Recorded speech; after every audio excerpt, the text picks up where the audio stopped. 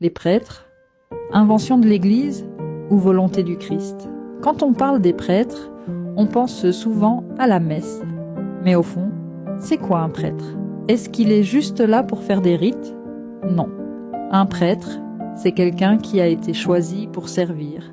Il enseigne la foi, il guide, il pardonne au nom du Christ et surtout, il rend Dieu présent dans la vie des hommes. Mais alors, qui a institué les prêtres? En réalité, le sacerdoce ne commence pas avec Jésus. Il existait déjà dans l'Ancien Testament, avec les prêtres d'Israël, notamment les Lévites et le sacerdoce d'Aaron, choisis pour offrir le culte à Dieu. Mais avec Jésus, tout s'accomplit et prend son sens définitif. Il choisit des apôtres, il les envoie et il leur confie une mission. Il leur dit « Comme le Père m'a envoyé, moi aussi je vous envoie ». Et cette mission, ils ne l'ont pas gardée pour eux. Ils l'ont transmise. C'est pour ça que depuis les apôtres jusqu'à aujourd'hui, il y a des prêtres dans l'Église. Mais attention, un prêtre n'agit pas en son propre nom.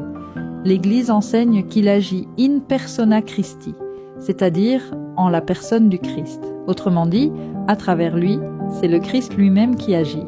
Or, on nous dit souvent, la Bible ne dit pas que les prêtres doivent célébrer l'Eucharistie. Alors écoute bien. Au moment de la scène, Jésus ne parle pas à tout le monde. Il s'adresse aux apôtres et leur dit « Faites ceci en mémoire de moi ». Il leur confie un geste, une mission. Et cette mission est liée à leur envoi. C'est pour ça que l'Église enseigne que seuls les évêques et les prêtres peuvent célébrer l'Eucharistie. Parce que ce n'est pas un simple symbole, c'est le Christ qui agit. Et pour cela, il a voulu passer par ceux qu'il a lui-même institués.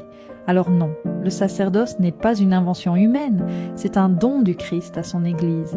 Et à travers les prêtres, c'est encore aujourd'hui le Christ qui enseigne, qui pardonne et qui se donne à nous.